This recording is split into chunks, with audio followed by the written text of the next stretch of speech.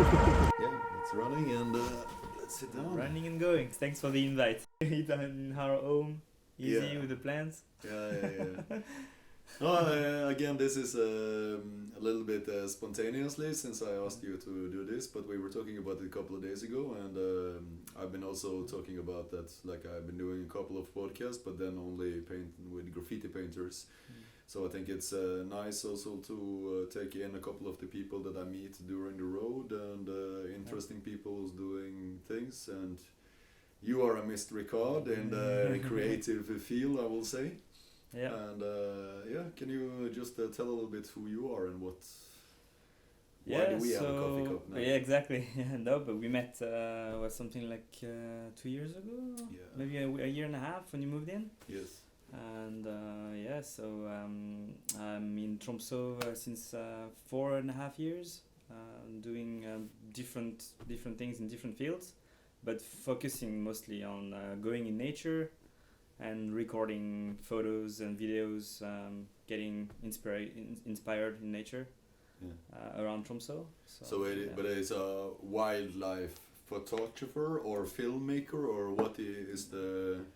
Yeah, it's mostly Like easy said, yes. mostly experiencing nature and getting emotions in the field, and then recording this to share. Yeah. To share these. But this is your work now, because you have been freelancing as a photographer and then specializing on the water as well. Exactly. Diving with whales. Yeah, above water and underwater, but I'm specializing more in the marine environment. So I've been shooting way more now in the marine environment than on the terrestrial environment. Yeah. So focusing on whales mostly in the winter, and also seabirds in the summertime. Different organisms along the coastline. But not only here as well, because you also been to Svalbard and traveled a lot in the world, or? Yeah. So everything started back in 2013 for me in British Columbia, when I started to guide as a grizzly bear guide. Yeah. So that was a crazy experience, and I started photography. Back then, so it's many years ago when I got my first camera. And since then, I always wanted to be more in nature and record and take photos. So it has been a long journey. To where I'm now. That is definitely something like one of the things that we've been talking a lot about is like the time to take a photo and being out in nature and these things. But I want to ask you a little bit more of like why. Like when you started with it, what was inspiring you, or what did, how was it, the starts? What captured you to even go farther and go more in, and go into quite extreme conditions, I would say sometimes. It's such a difficult field in a way. So I never thought that I could actually do a living with it. So I started really as an amateur, really for the experience of being in nature, not necessarily to get content. And this came quite after, when I wanted quality content and the experience all together. And I find my way lately to get going with some contracts in photography and get published in magazines, on the internet, and then also in one first book now. And so it's like the start of something, but it took many years to get to that process, because it's a lot of competition. Of course, and, it's a big field. Yeah, it's for me. It's more to enjoy these emotions out in the wild and quite away from the society. And I think I get it more in the ocean, and somehow I feel very comfortable diving. When I get this. And why is that? Because it's of course, because it's harder, I will say. Like it's not for every photographer. And now I'm just thinking about like this when you're going out in November in the Arctic Sea to jump in with killer whales and these things. Like I'm scared as. I would not do that. So it's crazy shots. Yeah, it's quite extreme, and I like the challenge of it. Also because it's very hard weather condition. You're talking about November, so it's up above the Arctic Circle in very cold water, And most of the time you go outside at sea, you don't shoot anything. Yeah. So you need a lot of time, a lot of try Yeah. to get any content. So it took me some years actually to publish something with the orcas up here, because you cannot. Sometimes you don't see anything, or it's not the right day for diving, and it's you have to have the good weather, the good encounter, and a bit of luck also for everything to appear. So it's a lot of challenges. But then when you get it, it's so it's very rewarding. So I really like the both the moments that we live underwater. Yeah. And if you get something out of it, I think it's like the magic, the cherry on top of the cake. You can get a photo and a still or video that you're happy with. Yeah. Because I remember like when Andre was here as well, and we were you were inviting us for doing this trip, and we were like, no, we are busy with other things. And then when we were seeing the photos and the video clips that you guys been shooting, we were like, fuck. But it's also it's quite dangerous, yes, to be in the ocean. Like, how is the feeling of being so close to so huge and dangerous animals? Yeah, it's or wild animals, more right to say. They're dangerous if you're definitely too close, especially humpback whales. Yeah. I mean, it's 18 meters in length, and it's around 30 tons. So you don't want to be kicked by the tail or the pectoral fins or something. So you always have to be respectful and keep the distance. Yeah. But somehow it's incredible. Like, you can be in the water, they can be close and coming to you. And they look at you. You really have this eye contact, and they mind you in the water. So it's I never felt threatened, or even with orcas, because they're dolphins and they know you're here. So they wouldn't touch you, or they wouldn't threaten you in the water if you keep the distance. What happens if you're too close to their food source? Inside the herring bowl. Because huge schools of herring comes in the fjords, and if you're too close to the bowl, then it's dangerous, because the humpbacks can lunge feed inside, and that can hurt you. So you just have to stay away from the fish. When you're diving, and usually, I mean, it's no accidents whatsoever. You're not afraid of being eaten by someone, like by mistake. I mean, like No. So it's quite safe in a way. Like, what's dangerous, I guess, is the weather condition, the cold. Really, I think that's more the challenge than the animal themselves, because they mind you in the water, which is amazing. Like the size of them. They still look at you, and they know you're there, so they wouldn't hurt you, which is incredible. So you just have to be careful with the waves and bad weather condition, the cold, and I think that's more the thing which are dangerous in a way when you dive in the winter. What is the greatest moment as a photographer? It's such a tough. Do you have any one moment, like if you want to describe one of your best shots that you are happy with, like the moments to be in? Actually, I have a day which comes to my mind now, but it's I didn't get very nice photos of that day, because it was mid-November and very cloudy, so the condition for photos underwater was really bad. But I had it was during COVID, actually, in 2021. Very few boats, and we entered this small channel in the fjord with my friends, and we were alone with so many orcas feeding in the shallows, and it was insane, because I was the only diver with many groups of whales all around feeding on herring, and just the fact that it was really surreal, because no one was there except us, and it wouldn't on a normal year it wouldn't have happened, but because of the pandemic and all that, then it was just crazy, because we were there and we experienced nature at a very raw it was amazing. I can guess as well that the pandemic was good for you guys. Going in nature and looking for animals. The pandemic was pretty good. It's less boats and less traffic. Tourism. How do you But, feel also like, because that is I was thinking about the tourism part of it, because you also do private tour guides with the whales, and Yeah. how is it you as a tour guide or as a animal friendly and bringing tourists into that environment? Yeah. How do you guys deal with that? Yeah, so actually I told myself when I arrived in Norway and started diving that I wouldn't work for tourism for this event, for the whales in the winter time. But I ended up working with a photographer last winter, and we were such small groups that we always try to find feeding groups of orcas just by ourselves, and most of the time we would succeed. So the event is so large that you still find magic with few boats or alone sometimes.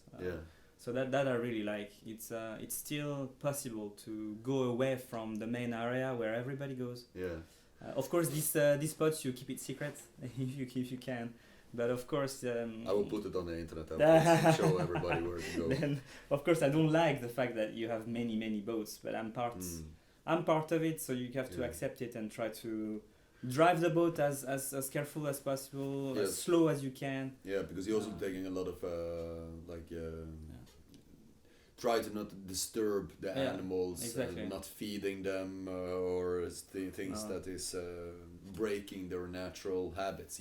Yeah, and what you want to experience, even if you dive, is like the natural behavior of the animal, and it's what you have to do is respect the pods, and if they start feeding naturally, it's ultimately the most amazing experience you can have, and also it's where you get the pictures you want. But I've seen a couple of bad behaviors which is really bad sometimes. Harassing animals, like people dumping their divers in front of the orcas, and it's I think Norway has to kind of regulate at some point because there's no regulation the practice. Is it any regulation or no? I think to what I know now, it's only the distance between fishing boats. So it's like the fisheries that implement regulation, but not for the whale watching itself. I think the whale watching industry up here would need regulation, especially, I don't know, like number of divers in the water or number of boats on one pod. Yes. It's very difficult to implement, but I think it has to come because it can get really busy in November. I know. We I both know how the tourist industry is exploding, especially now after the pandemic this season here, and the prices is just it's making it impossible for locals to even get a hotel or to deal with this. I've been shocked with the inflation and the crisis. All the prices go up. And that's general as well, because you also are traveling a lot to Svalbard and other places that is also like expensive and I can say untouchable for a lot of people, I guess. Like it's out of their reach to get. It's Svalbard. I think maybe 10-15 years ago, you only had one flight a week. And in the summer now, I think they had the record breaking last July or something with like 20-25 flights a day. Like it's just crazy amount of people coming up there. So this also when you come up there, you feel like it's untouched areas and it's away from the society. Svalbard, because I guess a lot of these people don't know what Svalbard is so it's where I'm working in the summertime these years. It's an archipelago around 1,000 kilometers from Tromsø, going north, like straight north, and it's home of polar bears. It's covered by sea ice in the wintertime, especially in the east. And so there's the high Arctic, and when you go there, you really feel like you are in the Arctic, which is not the case if you are in Tromsø. Because that is the most northern city in the Arctic, is that right? It's the northernmost settlement in the world. How is it? Because it's not only owned by Norway, it's owned by a lot of nations as well? It's the governor of Svalbard. It's under the Norwegian state, but it's, for example, an American citizens can go to Svalbard and work there without permits, without visas. So it's open to many countries. Because you have the Russian city as well, the Pyramid city. Yeah. So it's a very different law there. Than on the mainland Norway, so it's open to way more people. It's an interesting place in that way. It is, and I have not been there, but I just been seeing photos and these things, and I know, for example, like you need to carry a gun when you are traveling out from, like, because in the city you don't need a gun to walk away, but if you're going out of the city, you need to have somebody with you with gun. Right. Yeah. So you need a gun for polar bear protection. Yes. And also a flare gun. Yeah. So usually you would use your flare gun if you're under threat. Yeah. Shoot in the air, and this makes a noise, an explosion, and then usually the polar bear would run away. Yeah. But you have signs in it, and the city itself, you don't need a gun in Longyearbyen. No. But then as soon as you go away, it's like just a few kilometers of road that you're safe without the gun. Yeah. And then as soon as you go away from that, maybe on biking, you really need to get one. So it's an interesting place in that case. It is an interesting place, definitely. Yeah. It's. I don't have a permission for carrying guns, so. No. I actually do exercises every spring before I go, and we do exercises every year. To shoot and know how to shoot. So that's also a nice training every year to be ready for the field work. Yeah. But how is to then travel and photograph and work in this type of environment up there? Well, when I'm working up there, I'm a researcher on field. Yeah. So then I take photography on the side, always with my camera. And when I have opportunities with wildlife on the field, I get my photos. But it's not my main body of work up there. So it's kind of nice because I have work as a researcher. We're always on the field, always on the boat, and of course we come across very interesting species up in the Arctic, like walruses. Like also big whales, like fin whales. Also Arctic seals that you can't find in the Norwegian mainland. Is it different from the normal seals that we have here? Yes, there's different species, like bigger. For example, the bearded seals. Oh yeah. It's a very big seal that you find on sea ice up there. Oh yeah. So it's all these species that are very difficult to photograph usually, and also to get there. And then for me, it's an opportunity that I'm very happy to have. So many months on the field. But I'm not focused on the photography when I'm up there full time. So it's a plus, kind of like. When I'm in the winter here, it's I do more photography because I have more time with the whales in the winter time. So what is you now is of course I know what you're doing, but you are also this is the reason why we took this now, because you are moving out of this house and you're doing something interesting. Yeah. So we bought a boat with my girlfriend, and then we have a plan to sail in the tropics. So for me, it's a big shift in a way in terms of environment, because I focused on the northern latitudes. I'm passionate about these high latitudes because you have migration species, migration birds coming back, and the 24 hours sunlight that you have in the summertime brings a lot of life. But I feel like I need a bit of tropics in my life now. What? Too much snow? Yeah. So we plan on going south now for a big trip, probably to the Pacific, and there hopefully get some photography along the way. And also get some marine life. Because you're now buying the boat, you're flying down to Trondheim to pick up the boat, getting that ready and staying for 1 year on the boat, to get that ready before, and then it's next summer. Exactly, so next summer we will get ready to sail south from Tromsø, and the main travel then would be to go to the Canary Islands, and from there cross over to the Caribbean, and continue to the Pacific through the Panama Canal. So it's when we get there, let's see if we come back right after, or if we then continue to cross the Pacific. Yeah. It's gonna be at least a couple of years of traveling. Yeah. And then see where this goes.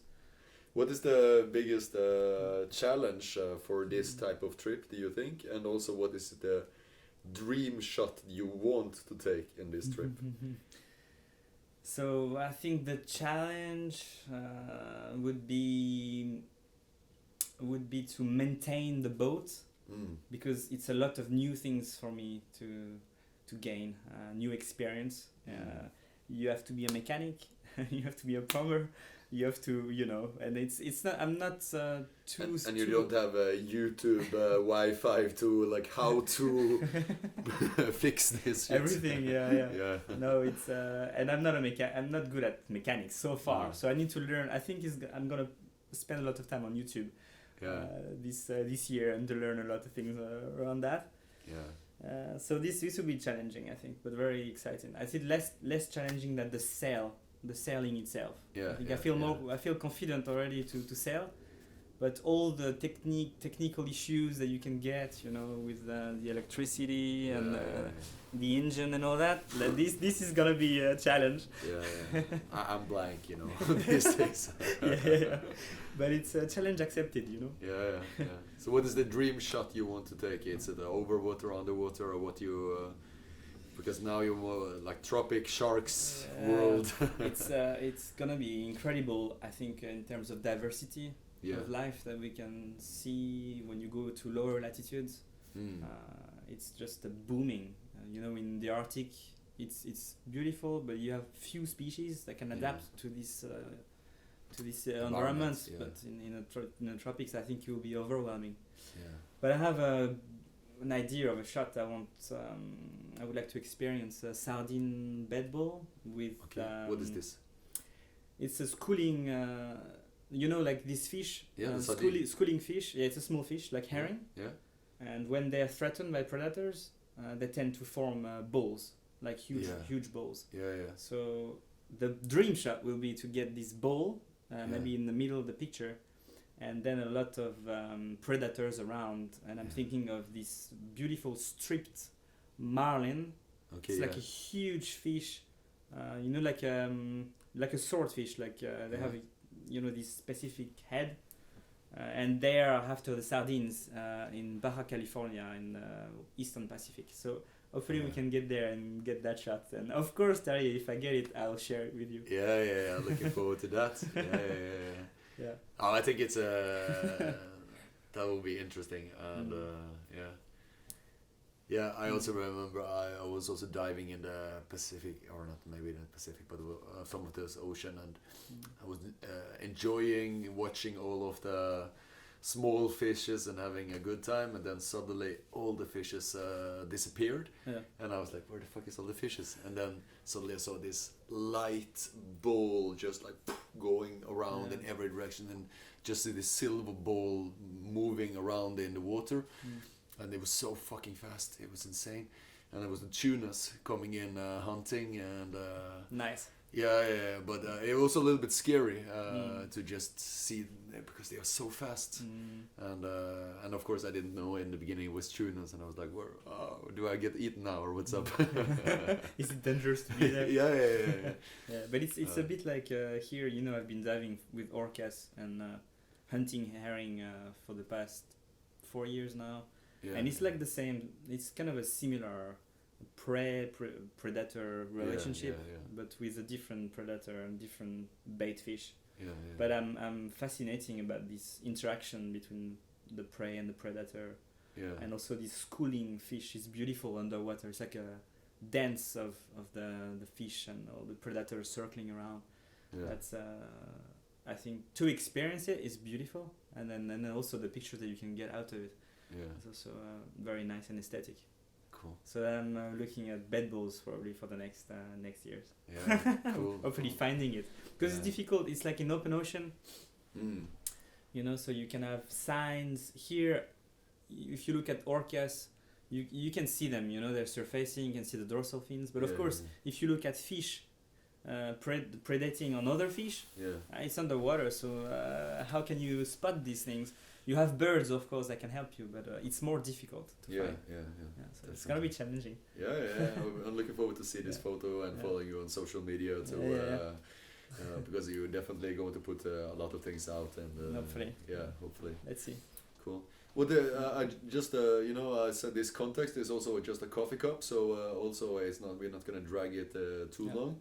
But I want to ask you the last question is like, what is your advice for people who want to take better photos, and also advice for inspiring, or what is important advice to people from your point of view? For nature and nature environment, I mean, if we come back to this topic, it's a long process. So it has been a long process for me to start getting into professionalism in this field. But I think it's just if you're passionate about it, the best is to get the time. Get the time to experience, and not necessarily the amount of photos. You don't need 1,000 or 2,000 photos, but just taking the time to observe the species that you want to photograph, and knowing the habits of the species. If I think of the orcas here in Norway, and all the years that I've been here diving, I can understand a little bit better how they hunt. And on the hunting moment, I can position myself a little bit better towards the bait, and so it takes a lot of practice. It takes a lot of time. Unless, of course, you're super lucky and you get this one dream shot very fast. But this usually in nature doesn't work like that. So you need time, I think. And when you're saying diving as well, you mean free diving, because you're not scuba diving. No. It's free diving, so it's not costing you so much. It's just to get, but you need to have underwater camera. As well, underwater gear.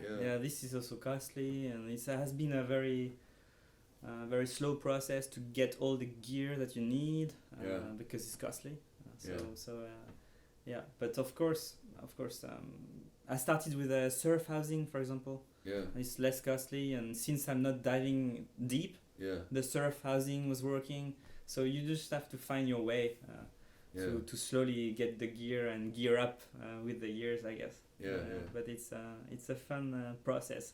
So definitely I encourage people to do it if they want. If you could give yourself an advice, like the 13-year-old yourself, what would that be? Perhaps I would have gone for biology a little bit earlier than I did at university, and I would have maybe started photography before, but you never know. It's I started late, but it's how it is. But of course, I'm just happy with the path that it took long, and also you mature along these years. So who knows if I would have started before, maybe I would have changed path. You never know. So it's that's one of the beauty of life as well. You just especially maybe you and me, we're freelance people who are just floating away. But it's life takes you to meeting new people, and again, that is the point of this podcast as well, to just get inspired of new people and new items, because or new things, new. I'm very glad that we actually that you set up this podcast and we can do this, because it's also quite fun and randomly good to do. It's good. And I like this home. Welcome to our home.